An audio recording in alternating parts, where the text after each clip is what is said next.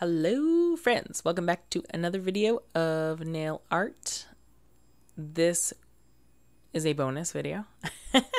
And by the way, I apologize because my nail table was very messy.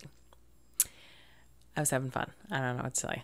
So we are going to be doing a fall trend right now that is a quickie, but I wanted to show it to you. So I am using Oktoberfest, I think. Hold on. It's called... what is it called? Every month is Oktoberfest. That is what it is called. So our base for that is every month is Oktoberfest. It is an OPI color. I do not know if it's available any longer or not. It is an oldie but goodie. I do adore it. It doesn't show up quite as well here, but it will in the picture of how beautiful this red is. Anyway, moving on. So I am using just regular nail polish, and I ordered these metal parts and pieces from Amazon. I will try to link that in the description as well.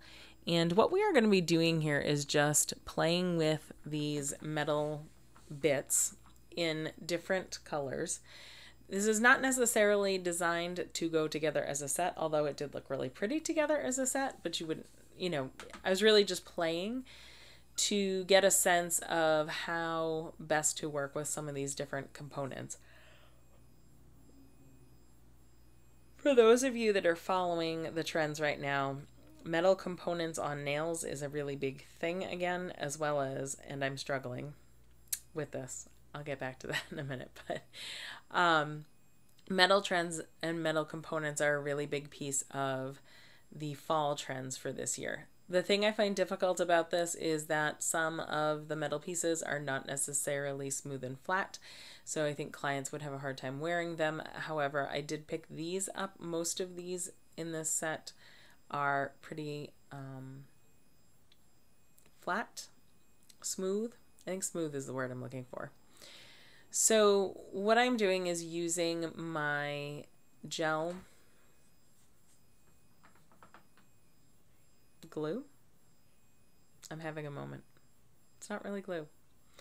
Gel bonder, essentially. It's the gemstone bonder that I'm using to put these metal components on. You will see that I'm going to struggle with these a bit. And I do that throughout the video, and I left it all in here because I wanted you to see in the raw really kind of what the process is, so that if you were doing this at the salon, you wouldn't be surprised if this took a few minutes to put on your client. I got better at it as I went along, but again, this was my first experience with this, and I'm giving it to you just the way it is. So I struggled a little bit to get things to stay in place. I would recommend that you freeze this in between and not do what I did, which was try to put it all on at once. Because as you will see, I'm going to have to keep moving these little balls back into place. So what I did is, tweezers. Yes, tweezers are really important in this. I'm using a silicone tool and tweezers, and the tweezers are necessary because there's a lot of times where you have to continue to kind of poke and push little parts, or like you saw me earlier, trying to get that slightly bent piece onto the front of the nail, the flat, looks like a flat silver piece. It didn't want to stay, so tweezers can be super helpful for moving things around and also putting things back into place without causing problems with your nail. I'm going to freeze that one, and we're going to move on to the next one. Again, this is kind of a play video, so I'm just playing along and just kind of trying to figure out how to make these look good on a nail. Some of them, so another thing I would recommend is if you have a couple of sets of small needle nose pliers like jewelry pliers can be very helpful to bend some of these metal pieces because they do not necessarily form to the shape of the nail. Some of them are bent slightly, so that's super helpful, but some of them are not. On this nail, we're going to be using these sort of diamond-shaped pieces that are, they're almost like a brushed copper as opposed to a super shiny copper, and we're going to be combining some elements of rhinestones as well into this. I am using this all as mixed metals, so this whole set is going to have combinations of silver, copper, and gold primarily. The gold doesn't, it is gold, but it's obviously not real gold. So it does tend to look a little bit more on the brassy side and not quite as maybe light as a natural gold would be. However, overall, considering I only paid a couple of bucks for these sets, I wasn't really unhappy with the metal pieces. And again, thinking about how long the duration is of the wear for these. So most clients are going to wear these for 2 to 3 weeks at the most. And then they will be taking that all off and changing to something else. So it's not something where you really, it's a look more than it is a long-term commitment. So I'm adding the rhinestones now. I went with a ambery colored rhinestone for these because I wanted them to, I was trying to tie the nails together to some extent. So, you know, keeping with that sort of golden tone, because on this nail, I just used the copper and silver pieces, I believe. I'm just going to add a few more beads on either side. So it kind of goes at a diagonal. I apologize. My fingers were so messy in this video. I was laughing a minute ago. I'm like, oh my goodness, she's a hot mess. I had done a couple of nail art sets at this point in time when I decided to try these. And I honestly wasn't even really paying attention to how completely covered in stamping polish I was, because that is what is all over my hands, is stamping polish, because I was really getting into my work. I hope you are all well, and if you are enjoying this, I hope you like and subscribe. I have lots of other videos as well for you that are up currently. If it hasn't come out yet, be on the lookout for my stonework nail. I love this, by the way. This was looks like a North Star. I thought it'd be beautiful for Christmas as on a nail, just as its own thing.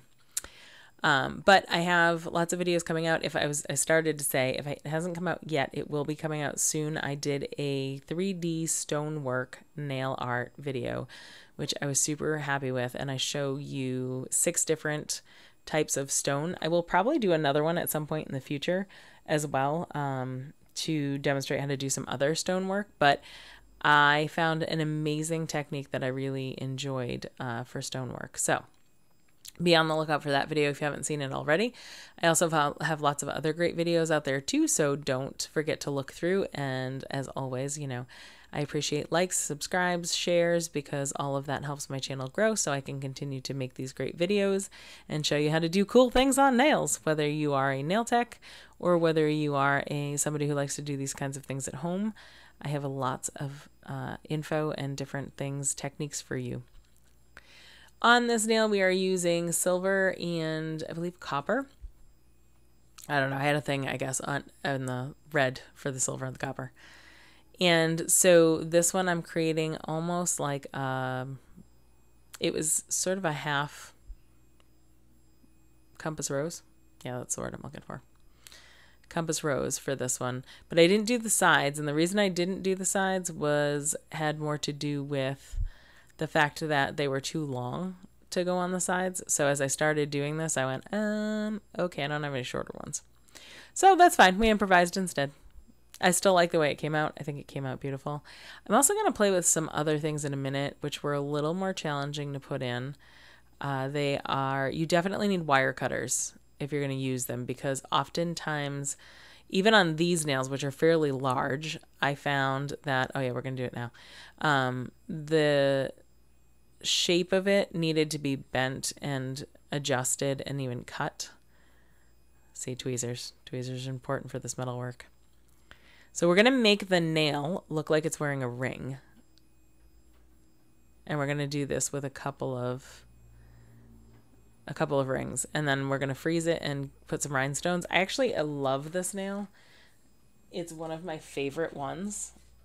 But it was a little tricky. Like I said, I would definitely use some nail clippers, because even on my nail, which is obviously a demo nail, it's a little bit too long, so it goes over the edge of the nail a bit. And I think for most clients, that's going to be true. So just keeping in mind, if you're using these metal pieces, some important tools to have are definitely having tweezers, having the jewelry pliers, and then also a pair of metal cutters so that you can manipulate this.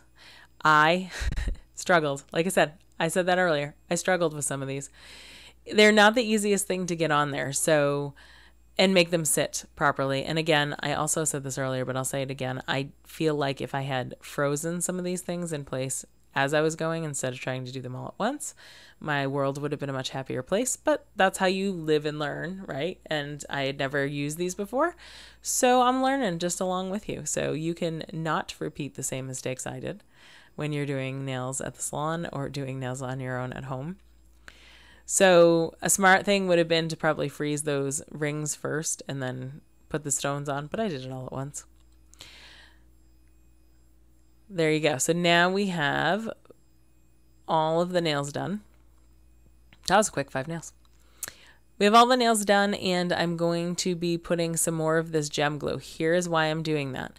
I am placing this gem glue in between each of the rhinestones and then also in between the different bands and around. You'll see I'm going to paint it around the edge. I don't show you the whole video of this because it does take a little time. But the reason I'm doing that is to make sure that there are no edges that would catch. So if your client catches the edges of these, 2 things are going to happen.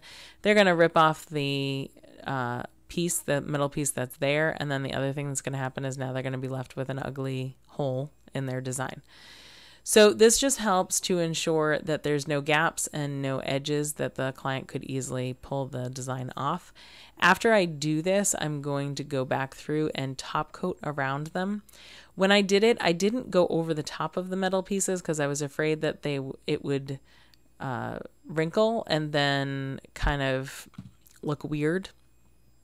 But I don't know. You might be able to put top coat over the top of them. And that is that. I'm going to cure that, and then we're going to switch over to top coat.